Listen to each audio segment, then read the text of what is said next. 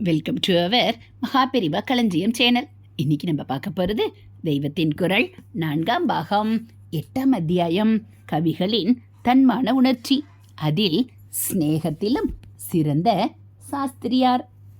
குட்டி சாஸ்திரிகள் அங்கே எத்தனையோ இடையூறுகளுக்கு ஈடு கொடுத்து அப்புறம் பாஜிராவ் ஸ்ரீமந்தன் என்ற பேஷ்வாவின் ராஜாங்க சதஸில் வித்வானானார். மகாராஷ்டிராவில் முக்கிய மந்திரிகளாக இருந்த பேஷ்வா என்பவர்களே ராஜாவை போன்ற ஆட்சி அதிகாரம் பெற்றிருந்தார்கள். ஸ்ரீமந்த என்பது அவர்களுடைய டைட்டில். பண்டிதர்களான கவிஞர்கள் முறை தவறி நடக்கிற அரசனை விற்றுவிடுவது போலவே வித்வானாகவும் ரசிகனாகவும் உள்ள அரசனோடு ஒட்டி கொண்டு உறவு வைத்துக் கொள்வார்கள். குட்டி கவி ஷாஜியை போற்றி ஆசுகவி செய்ததாக பார்த்தோம் அல்லவா? இம்மாதிரி குட்டி சாஸ்திரியாரும் நல்ல விஷய ஞானமுள்ளவரான ஸ்ரீமந்தனை போற்றி அவரிடம் நெருக்கமான அன்பு பாராட்டினார். அவர் காட்டிய தீரத்தைப் போலவே இந்த அன்பு விஸ்வாசத்தையும் சிலாகித்து சொல்லும்படியாக ஒன்று செய்தார். வெள்ளைக்காரர்கள் இங்கே சண்டை செய்தும் வேறே கிருத்திரிமிருங்கள் செய்தும் நாடு பிடித்து கொண்டிருந்த காலம் அது. மகாராஷ்டிரத்தின் சின்ன சின்ன ராஜாக்களையும் ஸ்ரீமந்தன் ஒன்று திரட்டி துணை சேர்த்து கொண்டு வெள்ளைக்கார படையெடுப்பை 2 முறை எதிர்த்தார்.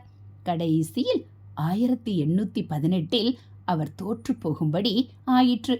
அதோடு பேஷ்வா வம்சமே முடிந்து வெள்ளைக்காரர் ஆதிக்கம் ஏற்பட்டுவிட்டது. தோற்று போய் பேஷ்வா பதவியும் போனவுடன் ஜெயித்தவர்கள் ஸ்ரீமந்த டைட்டிலையும் பிடுங்கிக் கொண்டு தோற்று போன எல்லா ஸ்வதேச ராஜாக்களுக்கும் உப்புக்கு சப்பானி என்று கொடுத்திருந்த மகாராஜ் என்ற பெயரை பாஜிராவுக்கும் கொடுத்தார்கள். ரொம்பவும் பெரிய மனசு பண்ணியது போல அவருக்கு ஒரு பென்ஷனை கொடுத்து வடக்கே பகதூரத்துக்கு அந்தண்டை கான்பூர் பக்கத்திலே உள்ள பிதூர் என்ற ஊருக்கு அனுப்பினார்கள்.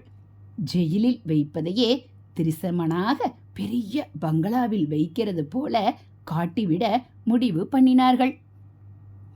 ஜன சமூகத்தை விரோதித்து கொண்டால் கஷ்டம் என்பதற்காகவே தான் இப்படி.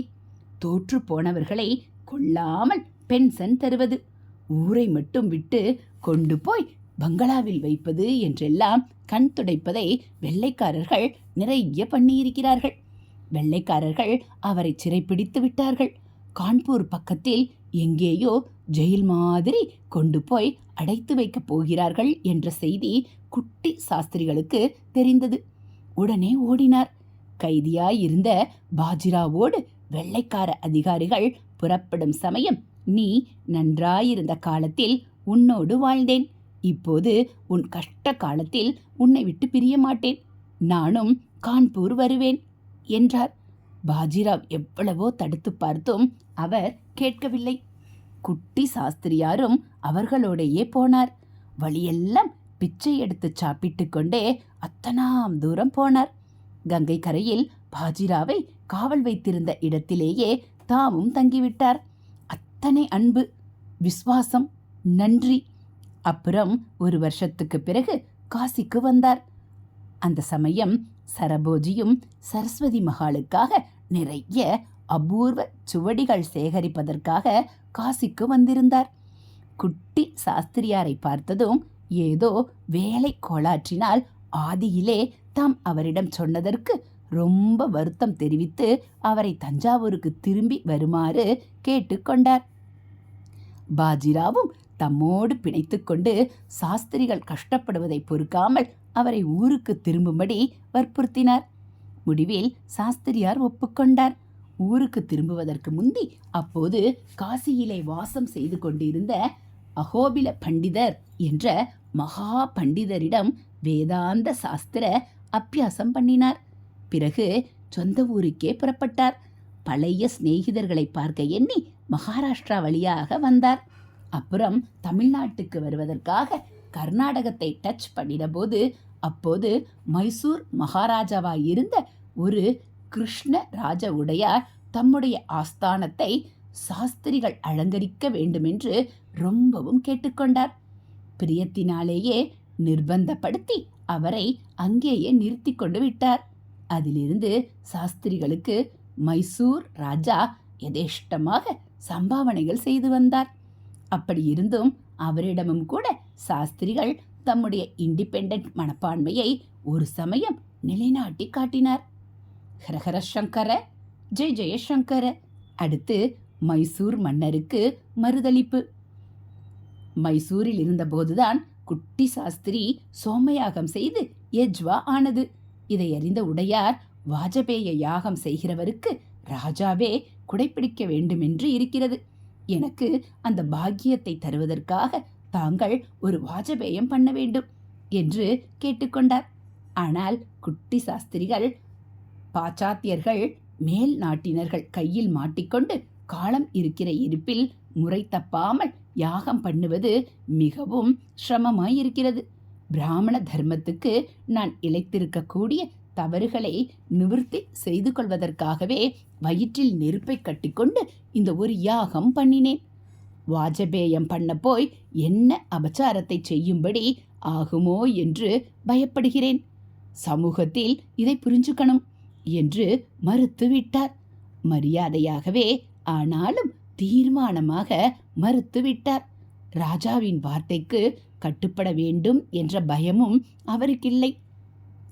வெண்கொற்ற குடை வேந்தனே தமக்கு குடைப்பிடிக்க தாம் அவப்பிரத ஸ்நானத்துக்கு பவனி செல்லலாமே என்ற ஆசை சபலமும் இல்லை. நம் பந்து குட்டி சாஸ்திரிகள் நமக்கெல்லாம் பந்துவை போல.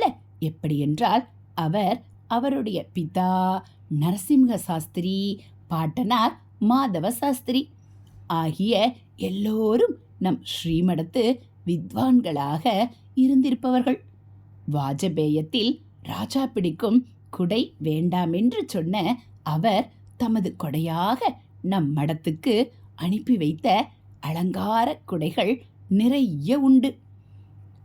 சுதாந்திரியம், சுயமரியாதை இவற்றோடு பிறர் மரியாதையை பேணுவது, பிறர் நலனை பேணுவது, அன்பு ஆகிய சிறந்த குணப்பண்புகளை கொண்ட கவிகளில் மகா பட்டம் பெற்ற 2 பேர் கதையும், குட்டி பட்டம் பெற்ற 2 பேர் கதையும் கேட்டீர்கள்.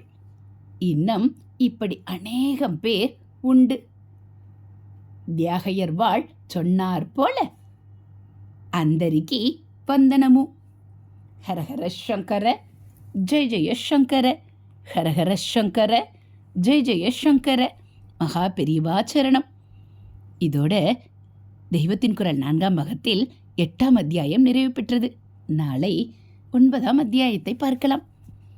இதுபோல் தினந்தோறும் தெய்வத்தின் குரல் பகுதிகளை நீங்கள் கேட்கணும் அப்படின்னா மறக்காமல் நம்ம சேனலை சப்ஸ்கிரைப் பண்ணுங்கள். கூடவே பெல் ஐகானை கிளிக் பண்ணி ஆளுங்கிற பட்டனையும் அழுத்திடுங்க.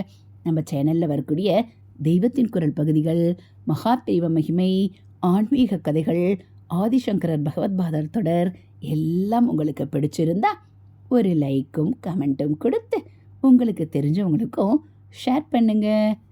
தேங்க்யூ.